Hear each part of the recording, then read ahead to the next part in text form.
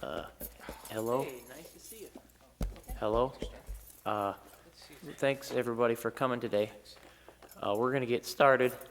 If few of you have heard this guy before, he's obviously needs no introduction. He comes all the way from, England. Yeah, England.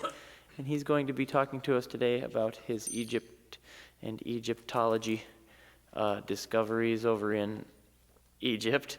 And he'll be here. Well, he's here now. So without further ado, let's hear it for Dr. Dumluck. Dumluck. Thank you. Mummification, of course, I've had, of course, we all know, is in my books, the first and second one, deal quite plain with it. Of course, you know, you look at me, you're saying, yes, this is a man who knows about mummification, that's why we're here, that's why we're talking.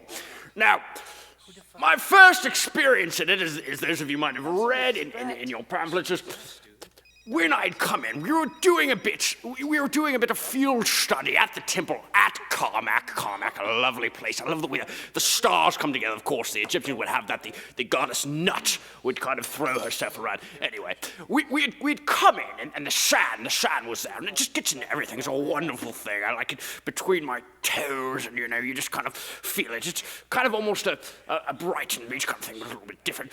We were there, and I had seen there was a place where, you know, you can move yourself through, but at some place.